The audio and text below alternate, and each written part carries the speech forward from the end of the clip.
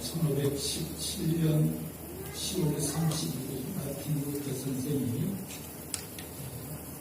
종교 개혁을 시작한 그런 날입니다. 그래서 10월 마지막 주일은 보통 종교 개혁 주일로 그렇게 지키고 있습니다.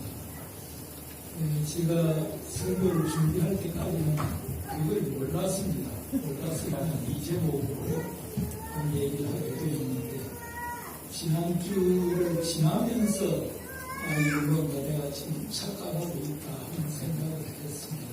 그러나 종교 개혁에 관한 것보다는 오늘 이 말씀이 또 적합할 수 있다 생각해서 이 부분을 얘기했습니다. 제가 설교를 할 때 끈거르기 말을 하지 않기 위해서 원고를 꼭 작성합니다. 근데 원고를 작성하다 보니까 즉흥적으로 해야 될 얘기를 못합니다. 그래서 여러분께서 좀 지루하시겠지만 제가 써온 원고대로 그냥 들어주시면 좋겠습니다.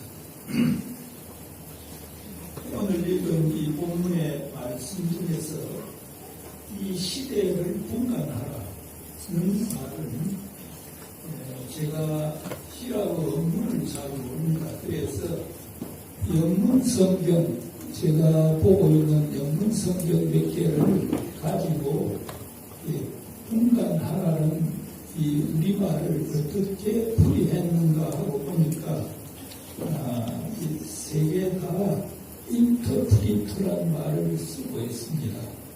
잘 아시겠지만 해석하라든지 설명하라든지 통역하라든지 그런 뜻이 되겠죠. 지금 사용하고 있는 우리 한글 개정개혁, 오늘 읽은 것은 또 개정개혁이 아닌 것 같습니다. 일반 교회 예배용으로 사용하는 것이 개정개혁입니다. 우리나라 성경 번역을 보면 1900년대 초에 신약 성경이 출판이 되었고 1911년에 구약 성경이 처음 출판이 되었습니다. 그러니까 신구약 성경이 우리말로 온전하게 나온 것은 1911년이라고 할 수 있습니다. 그때 번역이 너무 조잡해서 구약 번역을 다시 시작을 했습니다. 그래서 36년에 구약 개혁이 나오고 37년에 신약 개혁이 나왔습니다. 그리고 38년에 신구약 개혁 성경이 나옵니다. 그래서 그걸 개혁이라 할 적에는 1938년에 나온 겁니다. 그런데 그때 성경은 아레아라든지 마틴법이 지금하고 많이 틀렸습니다. 이 성경을 우리 한글 맞춤법에 제대로 맞추어서 나온 것이 1952년 6.25 동란 중에 나왔습니다. 그때 저는 중학교 다니고 있었는데 그 성경 보고 너무 좋았습니다. 그러다가 1984년에 새번역 성경이라고 하는 것이 나왔습니다. 그 전에 공동번역도 나오고 했지만 새번역 성경이 아마 우리나라에서 오늘 읽은 게 아마 새번역 성경이 아닌가 싶는데 그게 제일 잘된 성경 번역으로 지금 보고 있습니다. 그런데 그 번역에서는 여호와라는 말이 빠졌습니다.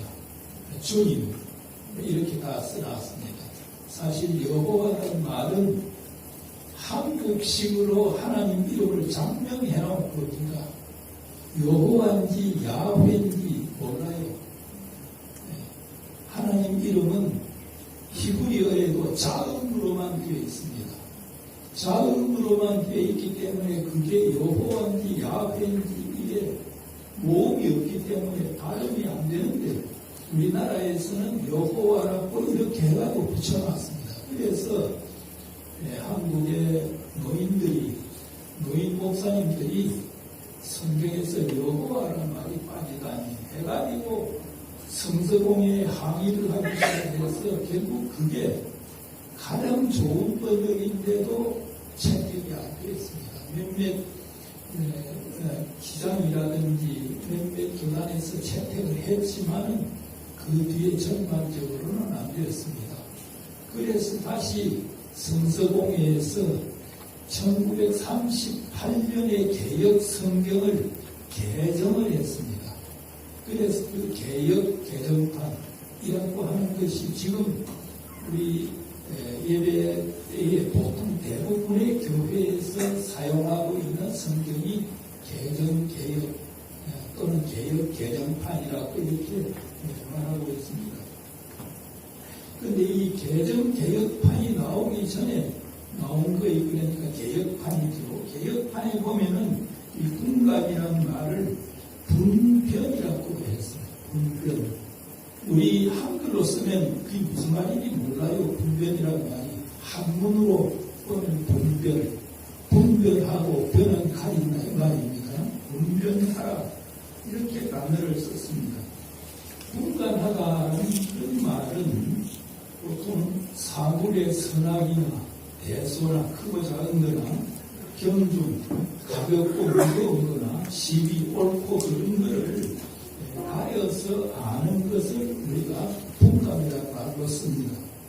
그러나 분변도 사실은 분간이나 분별이나 거의 마찬가지 뜻인데 세상 물정을 알아서 가리는 것으로 이렇게 말할 수가 있습니다. 그러니까 분간이라는 말하고 분변 이 다 같은 말이라고 할 수가 있습니다.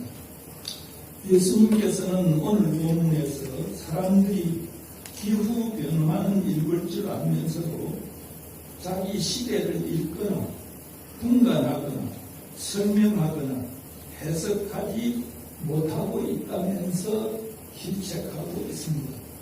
날씨나 기후 변화와 관련해서는 서쪽에서 구름이 이는 것을 보고는 소나기가 것 같다 이렇게 하는데 이 말은 열왕기상 18장 44절에 그 갈멜산에 엘리야가 기도하고 난 뒤에 그 종을 보내가지고 이 서쪽에 구름이 이는 줄을 보라. 7번 보내서 7번째 구름이 이는 것을 발견하고 곧 소나기가 올 테니까 빨리 마음대로 하산하라. 그런 장면이 겁니다. 그것을 연상하도록 이렇게 말하고 있습니다.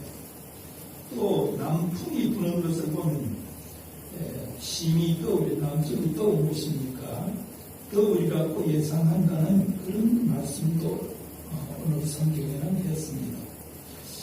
이와 비슷한 성경 기적이 마태복음 16장 2절에도 봅니다. 거기서는 저녁에 하늘이 붉으면 날이 좋겠다 하고 아침에 하늘이 붉고 흐리면 오늘은 날이 굽겠다 한다고 했습니다. 이것은 당시의 상식을 이용한 그런 말씀입니다. 이렇게 날씨는 분별할 줄 너희들이 날씨는 분별할 줄 알면서 시대의 표적은 분별할 수 없느냐고 오늘 예수님께서 묻는 것입니다. 같은 뜻이지만 마태복음의 한글 번역은 모두 분별이라는 말로 썼습니다. 영문 번역에서는 조금 다르게 쓴 부분이 있습니다. 누가복음에는 세 개가 다 공통적으로 인터프리트라는 말을 썼는데 이 영문 번역을 보면 마태복음의 경우를 보면은 우리가 많이 읽는 NIV 그러니까 New International Version이라고 그러죠. NIV와 NRSV 얘는 New, R, Revised 그 다음에 S, Standard 버전. 제가 본 영문 성경 가운데서는 이 번역이 가장 잘 되어 있는 번역입니다. 혹시 여러분들께서 영문 성경을 보시려면은 NRSV 이걸 봐주시면 좋겠습니다. 여기서는 역시 인터프리트라는 말을 썼습니다.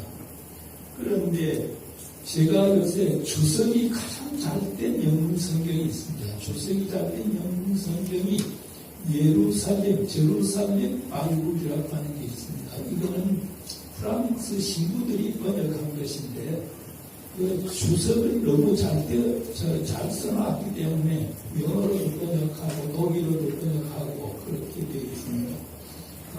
이 성경은 또 제가 옆에서 읽고 있는데 이건 영문법하고 다른 데가 많이 나옵니다. 영문법으로서 잘 이해가 안 되는 부분들이 많이 나옵니다. 여기에서는 그냥 read라는 말을 읽다라는 말로 썼습니다. interpret라는 말을 쓰지 않았습니다. 아마도 성경 원문은 그 단어가 분간, 분별, 해석 등을 분변, 해석 등으로 자유롭게 사용할 수 있는 것으로 보입니다만 제 생각에는 해석이나 설명으로 풀이되는 영어의 인터프리트라는 단어가 더 적합하지 않을까 이런 생각이 듭니다. 분간, 분별, 분변이란 단어가 날씨를 설명하는 데서 보이는 것처럼 개연한가, 꾸준가, 더운가, 차운가 등을 가리는 데 사용하는 의미가 강하다고 한다면 시대에 대한 해석은 이것인가 저것인가 하는 단순 이분법적으로는 볼 수가 없습니다. 복잡한 상황도 있다는 그런 느낌 때문입니다.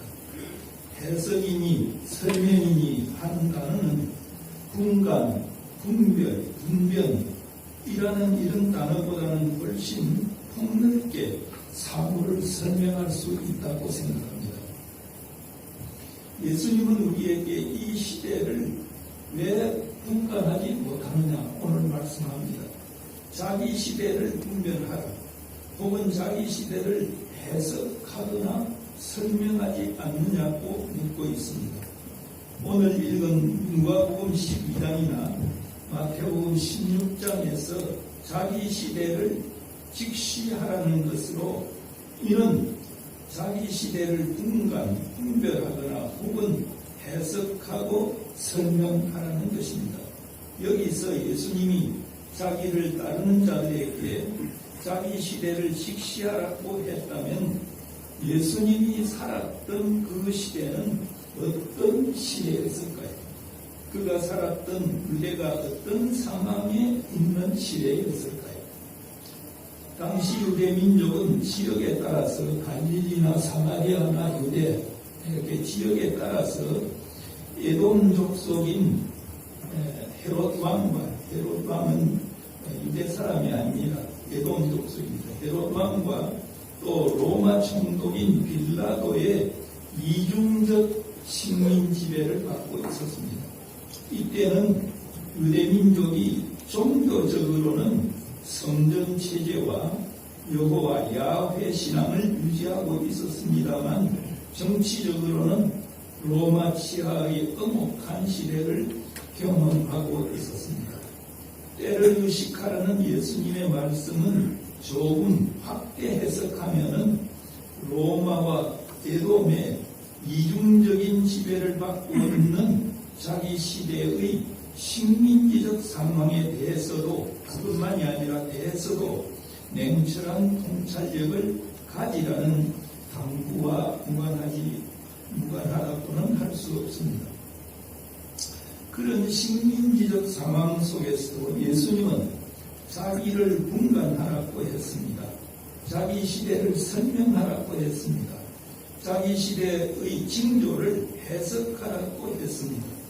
분간하고 해석하기 위해서는 먼저 상황을 직시하고 뱀 같은 지혜와 비둘기 같은 순결함이 필요합니다. 예수님께서도 가이사 황제에게 세금을 바쳐야 하는가 말아야 하는가 하는 질문으로 곤란하게 한 그런 시험을 당한 적이 있습니다. 그런 곤란한 경우는 우리 그리스도인들에게도 있습니다.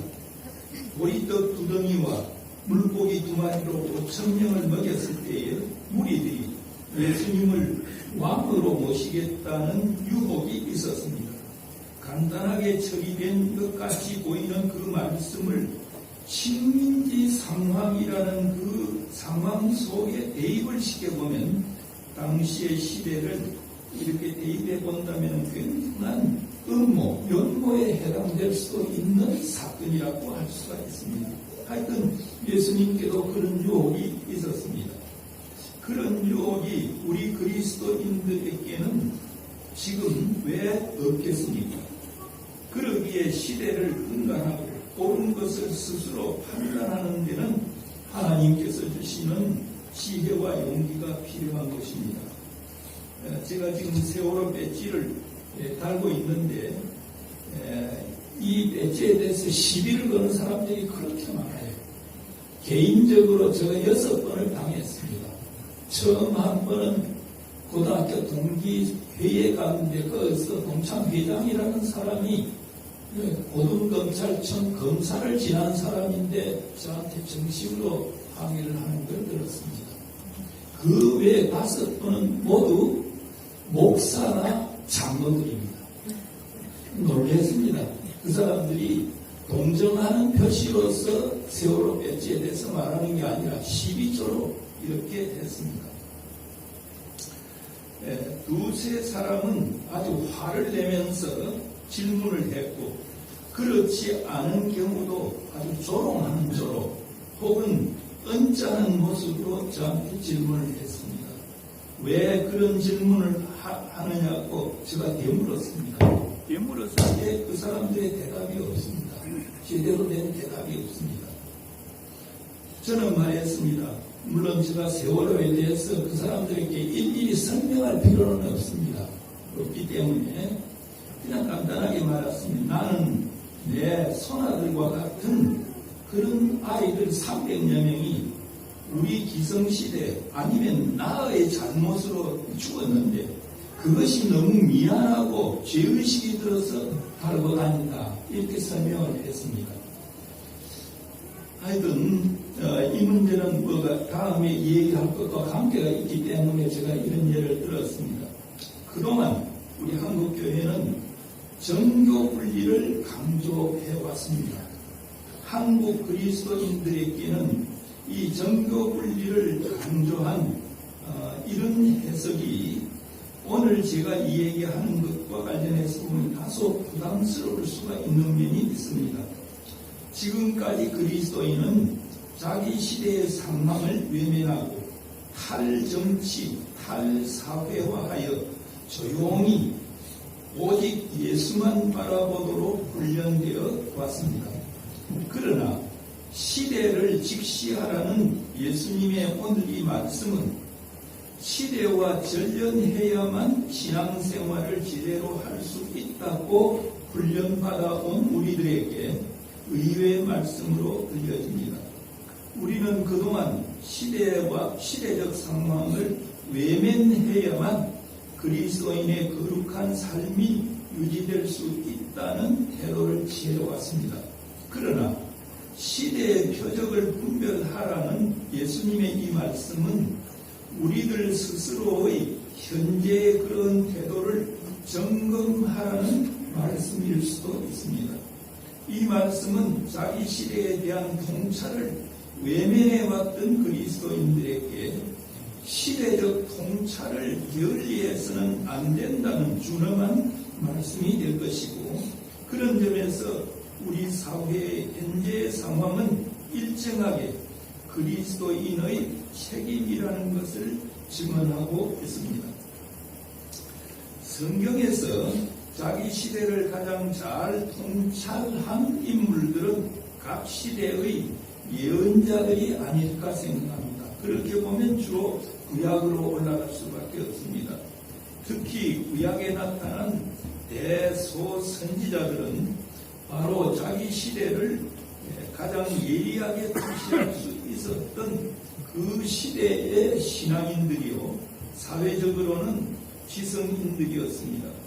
그들의 예언은 그 시대와 깊은 관련이 있습니다. 여러분들이 그냥 구약 성경을 그냥 읽어서 그렇지, 적어도 이사야서 이후에 대소선지서를 읽으면 그 시대와 아주 밀접한 관련 얘기를 하고 있습니다. 저는 먼저 예레미야를 오늘 들어서 오늘 설명을 해보겠습니다. 예레미야는 대략 BC 650년경에 태어난 사람입니다. 유다가 BC 605년경부터 바빌론의 침략을 받습니다. 그래서 3번이나 받아가지고 3번이나 포로로 잡혀갑니다. 그때 다니엘도 잡혀가고 다 그렇게 되죠. 잡혀가게 되는데 3번째 포로가 있었던 586년 마지막 포로기입니다. 그러니까 605년부터 586년 약 20년간 3번이나 침략해가지고 유대를 완전히 멸망하게 되는데 3번째 이 포로기까지 예언자로 활동했던 바로 눈물의 선지자가 예레미야였습니다. 그는 느부갓네살이 이끄는 바빌론 군대가 침입해 왔을 때 민족주의적 그런 애국자들과는 달리 자기 민족을 향해서 바빌론에게 항복하라고 권유했던 아주 특이한 예언자입니다. 외적과 싸워야 한다는 애국주의 물결이 넘쳐날 때였지만 그는 항전 대신 항복을 원했습니다. 항복은 도저히 생각할 수 없는 그런 분위기를 예레미야인들 왜 몰랐을까만 그는 유대민족의 영혼과는 달리 바빌론에 항복하는 것이 하나님의 명령이라고 했습니다.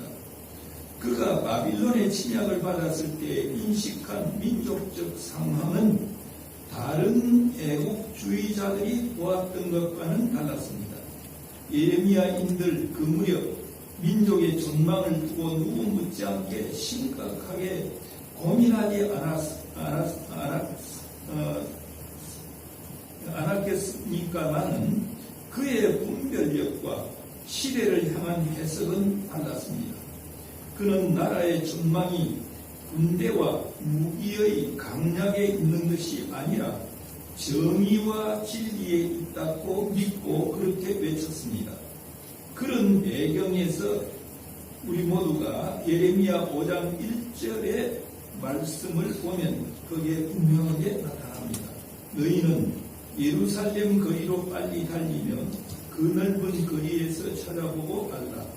너희가 만일 정의를 행하며 진리를 구하는 자를 한 사람이라도 찾으면 내가 이 성읍을 용서하리라. 이렇게 말했습니다. 거대한 신흥 바빌론의 침략을 눈앞에 두고 자기 조국 유다의 안위를 논한 것은 전략 전술적 관점이 아니라 종교 신앙적 관점이었습니다. 신앙적인 관점에서 외친 그의 국방에 있는 것이 아니라 하나님의 통치의 원리인 정의와 진리에 있음을 천명했던 것입니다.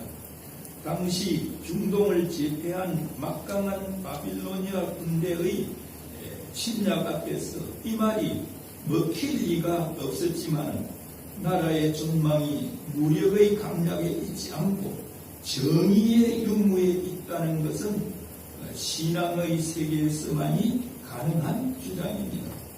잠언 기자의 말처럼 공의는 나라를 영화롭게 하고 죄는 백성을 욕되게 하는 것입니다.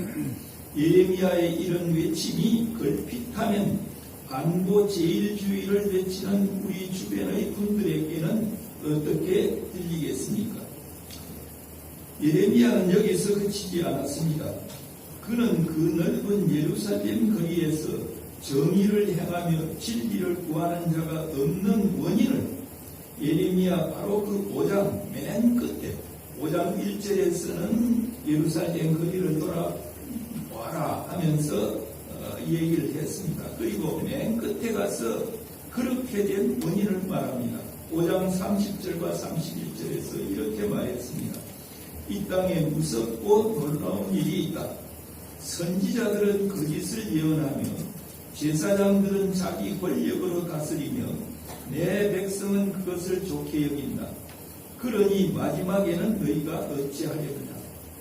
그 원인은 그러니까 나라가 그 꼴이 된 원인은 선지자들의 거짓 예언과 제사장들의 권력, 거기에 무한해동하는 백성들이기 때문이라는 것입니다.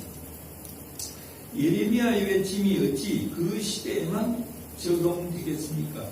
그 외침이 어찌 바빌론 군대 앞에 풍전등화와 같았던 예루살렘에만 해당되겠습니까? 오늘 우리 사회에 확대시켜 볼 수도 있지 않겠습니까? 예레미야는 안보 위기의 원인을 거짓을 예언하는 선지자들과 자기 권력으로 다스리는 제사장 때문이라고 했습니다. 선지자와 제사장을 거론했다고 해서 이 말씀이 꼭 종교인들에게만 적용되는 것은 아닐 것입니다. 이 땅에 예언자적인 역할을 하는 이들이 많습니다. 지성인들과 언론인들도 이 범주에 속합니다. 거짓을 예언하는 선지자들이란 진리와 정의 대신 조직적으로 여론을 왜곡하는 언론인과 그 왜곡된 여론에 편승하는 지성인들도 여기에 속합니다. 예수 천당으로 현혹하고 불신 지옥으로 겁박하며 물신 숭배를 강조하는 종교인들도 여기에 속합니다. 이 정권 저 정권 가리지 않고 명예나 이익이 되면 빌붙어서 이 짓 저 짓 다 하는 종교인들, 특히 조창기도에다 뭐라 하면서 정권의 앞잡이 노릇을 하는 목회자들, 정권이 바뀌니 다시 새 정권에 편승하였고 기승을 부리는 소위 교회 지도자들을 보면서 이들이야말로 거짓을 예언하는 선지자들이요 자기 권력으로 다스리는 제사장이 아니고 무엇이겠느냐는 생각이 듭니다. 그들은 다시 바뀌어진 정세에 편승하고자 광화문에서 대형 집회를 열고 또 계획하고 있습니다. 그뿐이 아닙니다. 대한민국이 세계 12대 경제 강국으로 발전했다고 자랑하면서도 이 나라의 자살률이 세계 1위라는 사실을 외면하고 있는 지성인들 또한 지성인들 또한 거짓 예언자들일 것입니다. 언론인들과 지식인들, 목회자와 종교인들이 귀중한 생명을 자살로 몰아가는 구조적 사회학에 대해서는 이런 방구도 언급하지 않으면서 생명 외경, 생명을 존중한다 이 말이죠. 생명 외경에 대한 개인적 책임만 강조하고 있다면 주로 교회가 그렇습니다. 구조적 악에 대해서는 말하지 않고 너 개인이 잘하라, 개인이 잘하라 이 개인적 책임만 강조하고 있다면 그 또한 거짓 선지자들일 것입니다. 사회의 거대한 구조학에 대해서는 침묵을 지키면서 개인윤리와 책임만 강조한다면 그것은 하루살이는 걸러내고 낙타는 삼키는 것이나 다름없습니다. 우리 경제를 왜곡시키는 주범이라 할 부동산 보유세에 대한 인상 없이 경제 정의를 실현하는 것이 가능하겠습니까? 예수님께서 맹인된 인도자에게 심한 비판을 퍼부었던 것처럼 이 시대의 종교인들과 지성인들, 언론인들을 향해서 눈먼 지도자라고 질타하지 않겠습니까?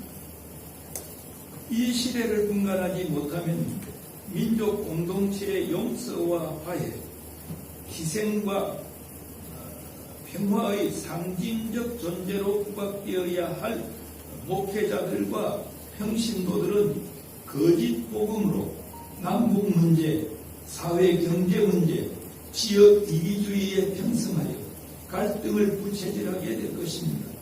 지금 한반도에 가장 필요한 것은 용서와 화해에 바탕한 평화입니다. 교회나 종교계가 그걸 못했으면 정치권에서 추구하고 있는 이 평화의 행진에 힘을 모아야 하는데 목회자들과 종교인들이 정치적 이해관계에 따라 종북 논쟁에 휘말리고 가짜뉴스와 손잡고 평화의 길을 가로막고 있습니다. 이 시대에 가장 필요한 것은 진실에 바탕한 정의와 용서에 바탕한 화해, 갈등을 극복하는 평화일 것입니다. 거짓이 뿌리를 가져올 수밖에 없다면 정직은 공의의 사회로 연결되는 통로입니다. 그런데 우리 사회는 가정에서부터 공의의 바탕인 정직 교육이 약합니다. 없습니다. 우리 사회의 부정과 뿌리는 거짓에서부터 출발합니다.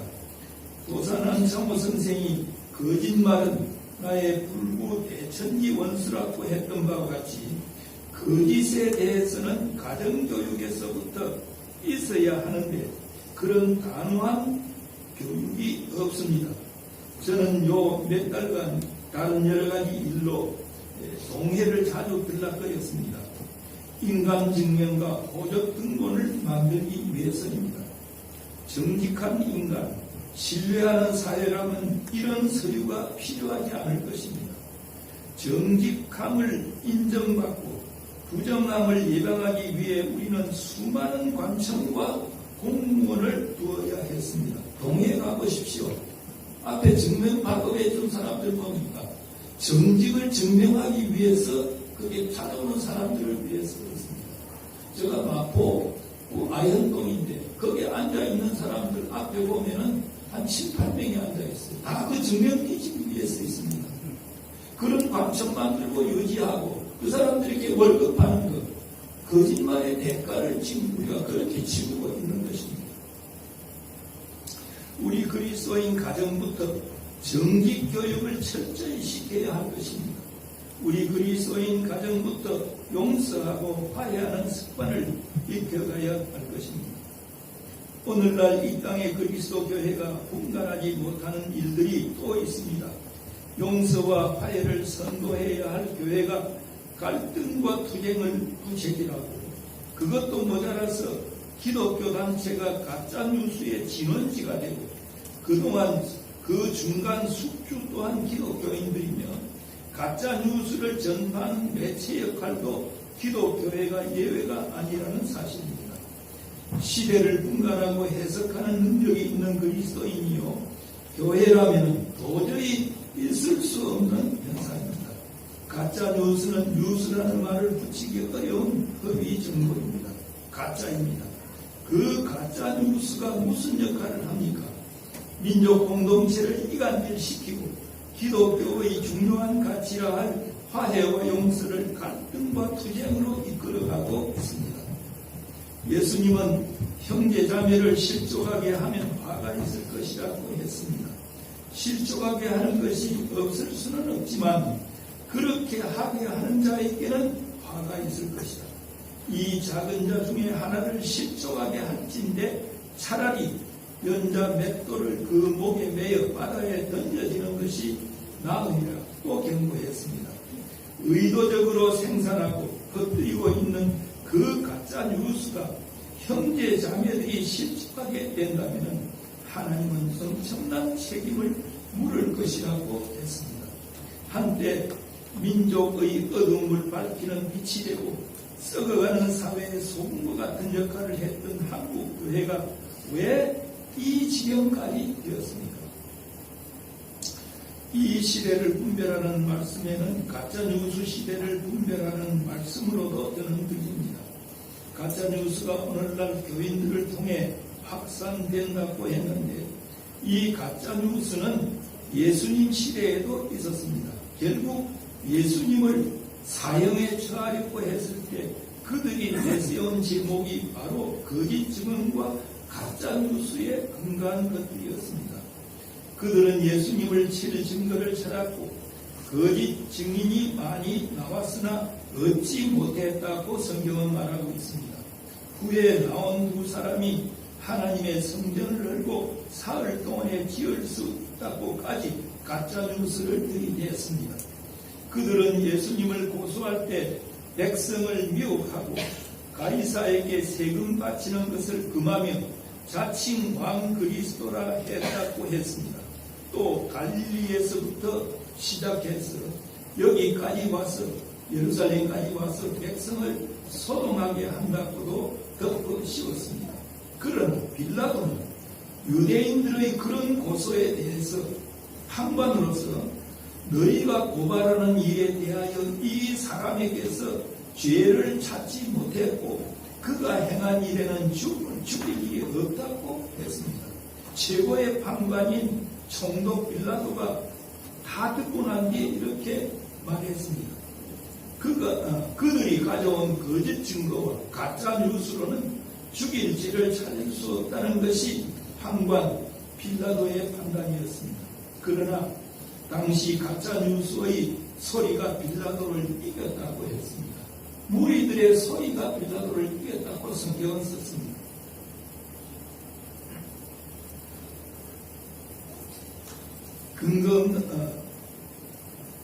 가짜 뉴스와 거짓 증거는 예수님에 대한 재판 때도 그랬고 지금도 때로는 진실을 이기고 있습니다. 근거 없는 가짜 뉴스로 예수님을 쳐서 증언했지만 예수님은 한마디도 대답지 않으셨습니다.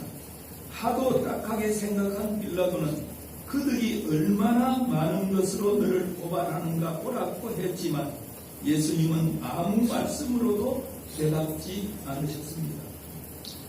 거짓 증언과 가짜 뉴스로 고발하는 그들을 향해서 아무 대답도 하지 않았다는 것입니다. 왜 그랬을까요? 대답할 가치가 없었기 때문입니다. 무리들이 무죄한 피를 흘리는 데 대해서 그 피 값은 자신들과 자기들의 자손에게 돌려도 좋다고 한 것을 보면 그들 스스로 예수님을 기소한 자신들의 증언이 거짓에 근거한 것임을 스스로 폭로하고 있습니다. 가짜 뉴스는 100% 가짜인 경우도 있지만 교묘한 것은 90%의 사실과 10%의 조작으로 이루어진다고 합니다. 90%의 사실에 현혹되어 가지고 10%의 가짜를 가질 수 없게 한다는 것입니다. 10%의 가짜에 속아 넘어가도록 90%의 사실을 동원하는 것이 가짜 뉴스의 기술이요 비결입니다. 한자 말에 사입이라는 말이 있습니다. 제법 비슷한 듯하지만 실제로는 다르다는 말입니다. 그것을 사시이비 그럴듯하지만 종례는 틀린다 아니다 라는 그런 말입니다. 옳은 것 같으나 그릇된 것입니다. 90%의 사실을 넣었으니 얼마나 사실은 같이 보이겠습니까? 그러나 10%의 조작이 문제입니다. 그 10%를 분별하지 못하기 때문에 가짜뉴스에 속습니다.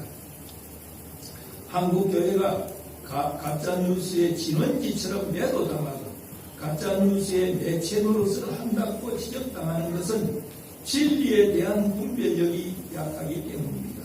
따져서 믿으라는 것이 아니라 무조건 믿으라는 그 분위기가 가짜뉴스인 경우에도 해당되는 것으로 착각합니다. 강단에서 흘러나오는 말씀과 같이 교회에서 들려지는 소리가 모두가 진실이라는 잘못된 상황으로 우리 자신을 몰아가기 때문입니다. 말씀과 성령의 은혜의 은총에 근거하지 않았기 때문입니다. 지금도 무조건 믿기만 하라는 교훈이 교회에서 행해지고 그렇지 않으면 불신으로 간주되는 것을 볼 수 있습니다. 심지어 가짜 뉴스조차 말입니다. 성경에 속지 말라 악한 동무들은 선한 행실을 더럽힌다고 했습니다. 카톡방이나 SNS를 통해 이것저것 퍼나르는 데에 열심인 분들이 혹시 이 가운데는 계시지 않습니까? 젊은 분들이니까 없을 줄 압니다만은 큰 거에 가면은 죄송합니다. 권사님들이 굉장히 많이 합니다. 저는 누구를 통해서 좀 들었기 때문에 그러는데 참 이길 많이 하고 있어요.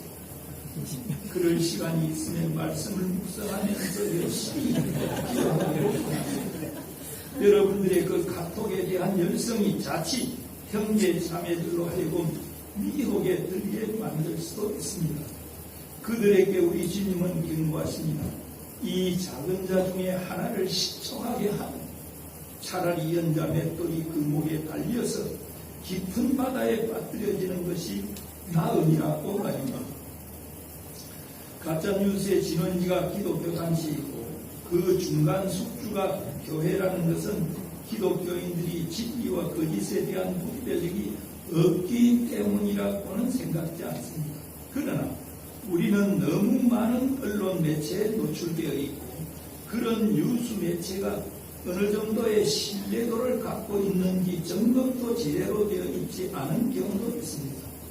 거짓을 교묘히 숨기고 진실한 얼굴로 나타나는 매체들이 있습니다. 신문들과 유튜브, 방송들에도 그렇다고 합니다.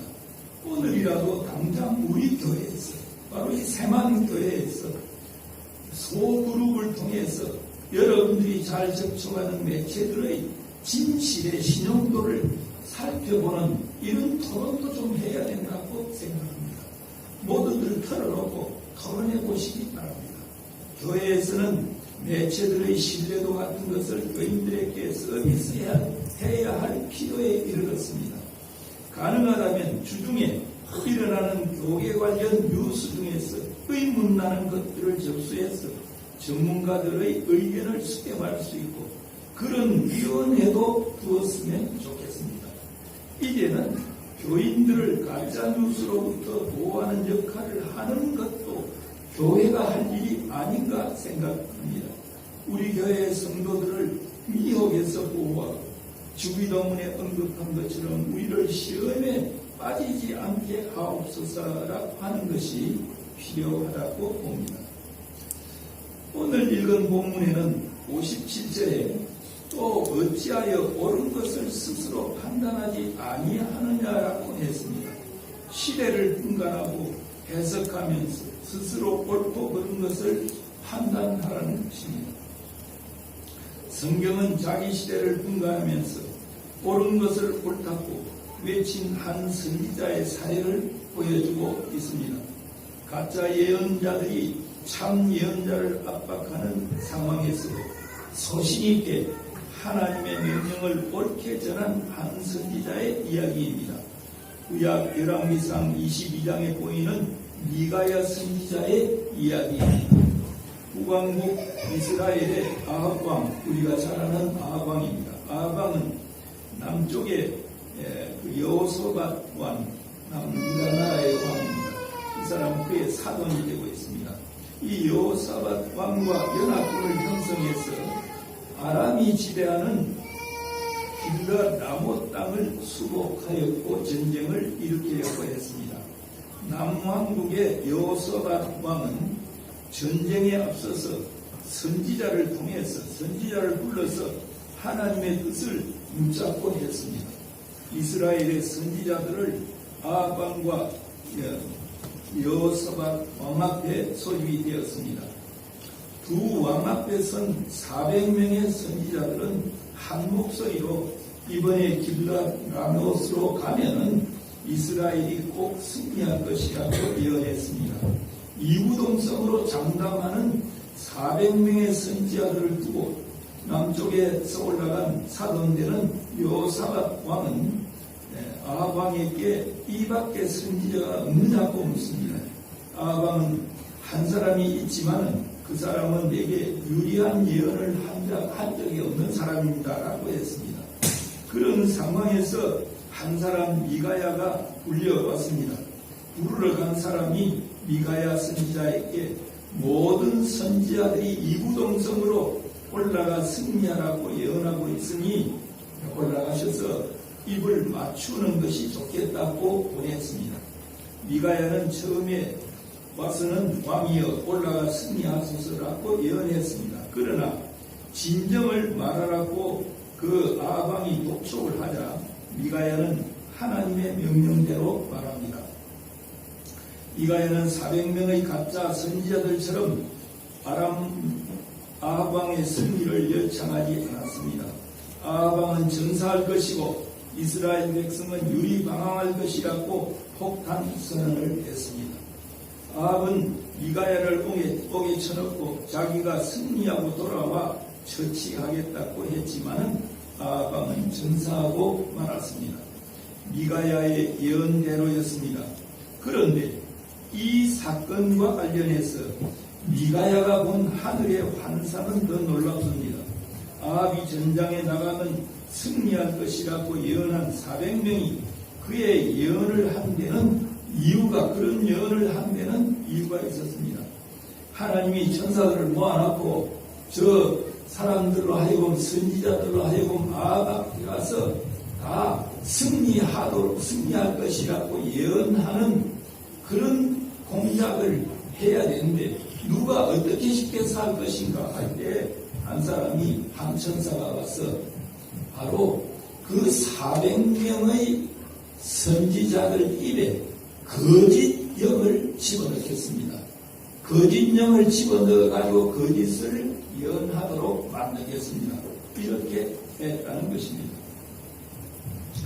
선지자 400명의 예언은 이렇게 하늘에서 내려보낸 바로 거짓 영들에 의해서 조작된 내용이었습니다. 길르앗 라못에 나가 싸우기만 하면 승리할 것이라고 한 예언은 거짓 영을 받은 거짓 선지자들에 의한 한결같은 주장이었습니다. 거짓 영들이 400명의 선지자들 입에 붙어서 거짓 증언과 가짜 정보를 양산하도록 했던 것입니다. 하나님의 말씀을 바로 전한다는 것이 그때나 지금이나 쉽지 않습니다. 400명의 가짜 뉴스 앞에 미가야 한 사람이 고분분투했듯이 행하는 이 시대에도 진리대로 산다는 것은 고분분투일 수밖에 없습니다. 거대한 교단 조직과 사이비 언론, 재력을 뒷받침한 가짜 뉴스 앞에서 시대를 분간하면서 옳은 것을 스스로 판단하는 미가야 같은 그리스도인들이 과연 몇이나 될까요? 이런 시대 환경에서도 명성교회 사태를 두고 목회자들이 엉거주춤 제대로 판단도 못하고 발언도 못하고 있을 때 수업을 거부하면서까지 교회 세습이 하나님의 뜻이 아니라고, 그리고 시대 정신을 분간하면서 옳은 것을 스스로 판단한 장신대 신학생들의 용기에 박수를 보내고 싶습니다. 그리스도 안에서 애를 분별하면서 옳은 것을 스스로 살아가는 이에게는 바른 것과 거듭된 것을 분간하게 만들고 진리와 정의, 화해와 용서에 대한 강한 신념을 갖게 합니다. 그런 신념을 가진 자에게는 현실적이냐, 그것이 현실적이냐, 비현실적이냐에 의해서가 아니라 그것이 정도냐, 바른 도냐, 바른 길이냐, 사도, 그릇된 것이냐에 의해, 그릇된 길이냐에 의해서 행동하게 합니다. 우리 신앙인들에게는 이게 대단히 중요합니다. 평생을 조국의 독립과 통일운동에 몸바친 백범 김구는 해방 후 그의 통일평화운동이 비현실적이라는 비판을 받았을 때 해방 이후 3년 동안 굉장히 복잡합니다. 그럴 적에 김구가 처음에는 판단을 잘못한 부분이 있습니다. 그러나 48년 되면서부터 이건 분단 정부는 안 된다, 통일로 가야 된다 하고 이제 이렇게 나서게 되는데, 그의 통일평화운동이 비현실적이라는 비판을 받았을 때 그는 이렇게 말했습니다. 우리는 현실적이냐 비현실적이냐가 문제가 아니라 그것이 정도냐, 바른 도냐, 사도냐, 그릇된 도냐, 그릇된 길이냐 하는 것이 생명이라는 것을 명기하여야 합니다.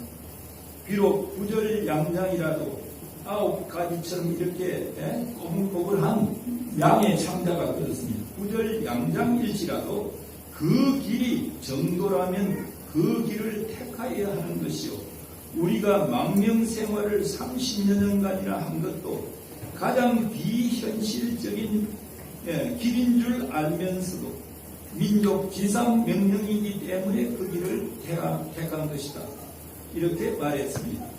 시대를 분간하는 자에게는 정도냐 사도냐가 중요한 것이지 현실적이냐 비현실적이냐가 판단과 행동의 기준이 될 수 없습니다.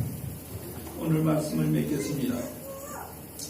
예수님은 우리에게 어찌 이 시대를 분별하지 못하느냐고 따지시고, 이어서 어찌하여 옳은 것을 스스로 판단하지 않느냐고 묻습니다.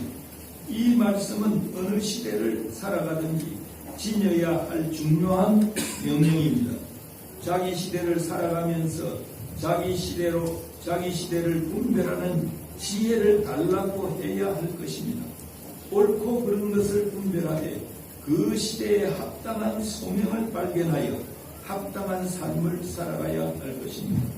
주님은 우리에게 지금은 은혜 받을 때요 구원의 날이라고 하시면서도 세월의 앞이라 때가 악하다고 했습니다.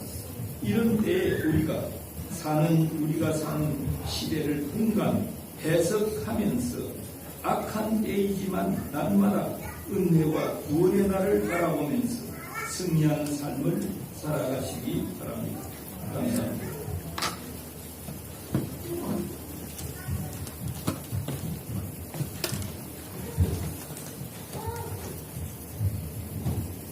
거짓에 현혹되어가는 한국교회에 대한 장로님의 안타까움이 정말 절절하게 와닿는 시간이었습니다. 우리 모두에게 비둘기 같은 순결함과 뱀과 같은 지혜를 주시기를 간구해봅니다. 이어서 공동체를 위한 기도를 드리시겠습니다. 같이 읽으시고 잠시 기도하는 시간 갖겠습니다. 읽겠습니다.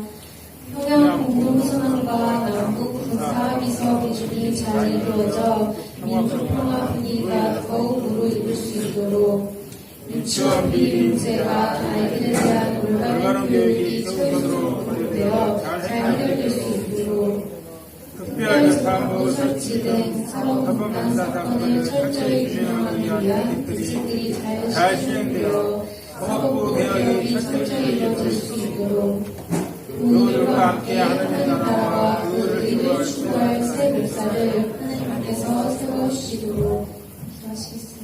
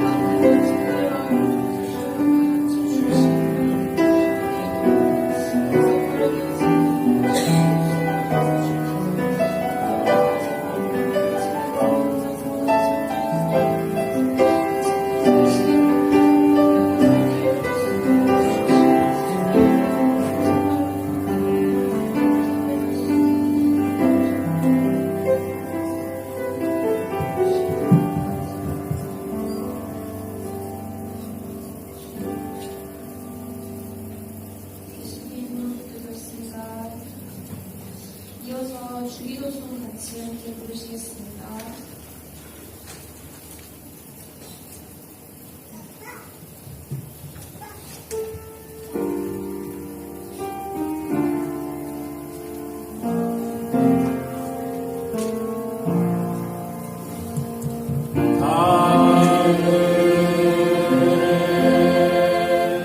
내